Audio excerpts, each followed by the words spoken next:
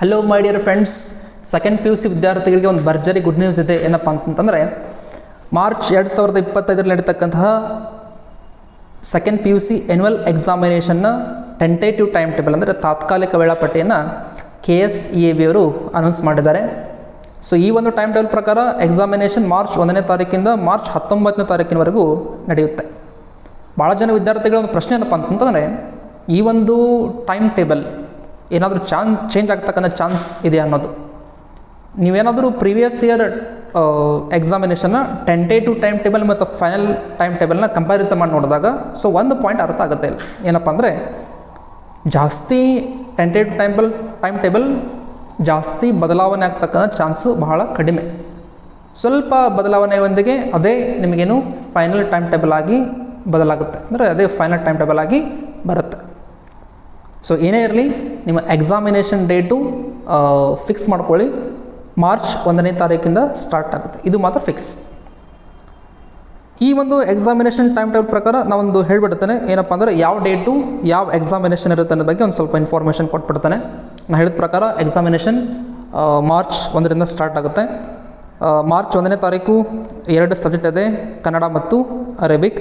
Examination duration 3 hours. ನಾನು ಇದ್ರ ಬಗ್ಗೆ ಇನ್ಫಾರ್ಮೇಷನ್ನ ಪ್ರೀವಿಯಸ್ ವಿಡಿಯೋದಲ್ಲೇ ಕೊಟ್ಟಿದ್ದಾನೆ. ಸೊ ಎಕ್ಸಾಮಿನೇಷನ್ ಟೈಮಿಂಗ್ ನಿಮಗೆ ಮಾರ್ನಿಂಗ್ 10 o'clock ಸ್ಟಾರ್ಟ್ ಆಗಿ ಮಧ್ಯಾಹ್ನ 1 ಗಂಟೆ ತನಕ ಇರುತ್ತೆ. 3 hours ನಾನು ಹೇಳಿದೆ ನಿಮಗೆ, ಅದ್ರ ಬಗ್ಗೆ ಇನ್ಫಾರ್ಮೇಷನ್ ಕೊಟ್ಟಿದ್ದಾನೆ.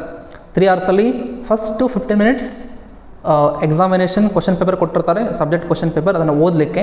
ಅಲ್ಲಿ ಯಾವುದೇ ಥರದ ಆನ್ಸರ್ ಶೀಟ್ ಕೊಡೋದಿಲ್ಲ. 15 minutes ಆದಮೇಲೆ ನಿಮಗೆ ಆನ್ಸರ್ ಶೀಟ್ ಕೊಡ್ತಾರೆ. ನಿಮಗೆ ಆನ್ಸರ್ ಮಾಡಲಿಕ್ಕೆ ನಿಮಗೆ ಸಿಗ್ತಕ್ಕಂಥ ಟೈಮು 2 hours 45 minutes. ಭಾಳ ಜನ ವಿದ್ಯಾರ್ಥಿಗಳಿಗೆ ಒಂದು ಸ್ವಲ್ಪ ಕಡಿಮೆ ಟೈಮ್ ಅನಿಸುತ್ತೆ. ಸ್ವಂತ ವಿದ್ಯಾರ್ಥಿಗಳು ಏನು ಮಾಡಬೇಕಪ್ಪ ಅಂದರೆ, ನೀವು ರೈಟಿಂಗ್ ಪ್ರಾಕ್ಟೀಸ್ನ ಒಂದು ಸ್ವಲ್ಪ ಜಾಸ್ತಿ ಮಾಡ್ಕೋಬೇಕಾಗತ್ತೆ, ಭಾಳ important. Okay, so first March 1ನೇ ತಾರೀಕು ಕನ್ನಡ ಮತ್ತು ಅರೇಬಿಕ್ ಸಬ್ಜೆಕ್ಟ್ ಎಕ್ಸಾಮ್ ಇರುತ್ತೆ. 2ನೇ ತಾರೀಕು ಸಂಡೇ ಯಾವುದೇ ಎಕ್ಸಾಮ್ ಇಲ್ಲ. 3ನೇ ತಾರೀಕು ಮ್ಯಾಥಮೆಟಿಕ್ಸ್, ಎಜುಕೇಷನ್, ಬಿಸ್ನೆಸ್ ಸ್ಟಡೀಸ್ ಮತ್ತು ಲಾಜಿಕ್, ಈ 4 ಸಬ್ಜೆಕ್ಟ್ನ ಎಕ್ಸಾಮ್ ಇದೆ. ಇನ್ನು 4ನೇ ತಾರೀಕು ಲ್ಯಾಂಗ್ವೇಜ್ ಸಬ್ಜೆಕ್ಟ್ಸ್ ಇದೆ, ತಮಿಳ್, ತೆಲುಗು, ಮಲಯಾಳಂ, ಮರಾಠಿ, ಉರ್ದು, ಸಂಸ್ಕೃತ್, ಫ್ರೆಂಚ್. ಸೊ ಈ ಒಂದು ಲ್ಯಾಂಗ್ವೇಜ್ ಸಬ್ಜೆಕ್ಟ್ಸ್ನ ಎಕ್ಸಾಮ್ ಇರುತ್ತೆ 4ನೇ ತಾರೀಕು. 5ನೇ ತಾರೀಕು ಪೊಲಿಟಿಕಲ್ ಸೈನ್ಸ್ ಮತ್ತು ಸ್ಟ್ಯಾಟಿಸ್ಟಿಕ್ಸ್ ಎಕ್ಸಾಮಿನೇಷನ್ ಇದೆ. 6ನೇ ತಾರೀಕು ಯಾವುದೇ ಎಕ್ಸಾಮ್ ಇರೋದಿಲ್ಲ. 6ನೇ ತಾರೀಕು ನೋ ಎಕ್ಸಾಮ್ ಡೇ. 7ನೇ ತಾರೀಕು ಹಿಸ್ಟ್ರಿ ಮತ್ತು ಫಿಸಿಕ್ಸ್ ಎಕ್ಸಾಮಿನೇಷನ್ ಇದೆ, ಹಿಸ್ಟ್ರಿ ಮತ್ತು ಫಿಸಿಕ್ಸ್. 8ನೇ ತಾರೀಕು ಹಿಂದಿ. 9ನೇ ತಾರೀಕು ಸೊ ಯಾವುದೇ ಎಕ್ಸಾಮಿನೇಷನ್ ಇಲ್ಲ, ಸಂಡೇ. ಇನ್ನು 10ನೇ ತಾರೀಕು 10th optional Kannada, accountancy, geology, home science, ಈ ಒಂದು 4 ಸಬ್ಜೆಕ್ಟ್ನ ಎಕ್ಸಾಮ್ ನಡೆಯುತ್ತೆ. Optional Kannada, accountancy, geology, home science 10ನೇ ತಾರೀಕು. 11ನೇ ತಾರೀಕು ಯಾವುದೇ ಎಕ್ಸಾಮ್ ಇಲ್ಲ, ನೋ ಎಕ್ಸಾಮ್ ಡೇ. ಇನ್ನು 12ನೇ ತಾರೀಕು ಕೆಮಿಸ್ಟ್ರಿ ಎಕ್ಸಾಮ್ ಇದೆ, ಸೈಕಾಲಜಿ, ಬೇಸಿಕ್ ಮ್ಯಾಥ್ಸ್. 13ನೇ ತಾರೀಕು ಎಕನಾಮಿಕ್ಸ್. 14ನೇ ತಾರೀಕು ಯಾವುದೇ ಎಕ್ಸಾಮ್ ಇಲ್ಲ, ನೋ ಎಕ್ಸಾಮ್ ಡೇ. ಇನ್ನು 15ನೇ ತಾರೀಕು ಬಂದುಬಿಟ್ಟು ಇಂಗ್ಲೀಷ್, ಓನ್ಲಿ 1 ಸಬ್ಜೆಕ್ಟ್ ಇಂಗ್ಲೀಷ್. 17ನೇ ತಾರೀಕು ಸೊ ಯಾವುದೇ ಎಕ್ಸಾಮ್ ಇಲ್ಲ. 17ನೇ ತಾರೀಕು ಬಯಾಲಜಿ, ಜಿಯೋಗ್ರಫಿ 17ನೇ ತಾರೀಕು.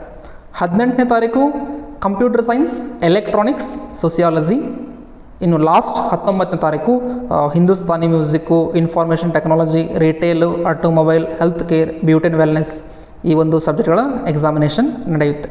ಸೊ ಟೋಟಲ್ ಆಗಿ ಮಾರ್ಚ್ 1ನೇ ತಾರೀಕಿಂದ ಮಾರ್ಚ್ 19ನೇ ತಾರೀಕಿನವರೆಗೂ ನಿಮ್ಮದು ಎಕ್ಸಾಮಿನೇಷನ್ ಇರುತ್ತೆ. ಸೊ ಯಾವೆಲ್ಲ ವಿದ್ಯಾರ್ಥಿಗಳು ಇನ್ನೂ ಪ್ರಿಪರೇಷನ್ ಸ್ಟಾರ್ಟ್ ಮಾಡಿಲ್ಲ, ನೀವು ಈಗಲಿಂದ ಅಟ್ಲೀಸ್ಟ್ ಈಗಲಿಂದಾದರೂ ಪ್ರಿಪರೇಷನ್ನ ಸ್ಟಾರ್ಟ್ ಮಾಡಿ ಒಳ್ಳೆಯ ಸ್ಕೋರ್ ಮಾಡತಕ್ಕಂಥ ಚಾನ್ಸ್ ಇದೆ.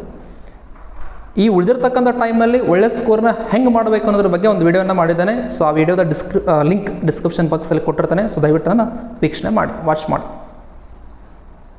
ಸೊ ನಿಮ್ಮ ಎಕ್ಸಾಮಿನೇಷನ್ಗೆ ಒಳ್ಳೆಯದಾಗಲಿ. All the best. Thanks for watching.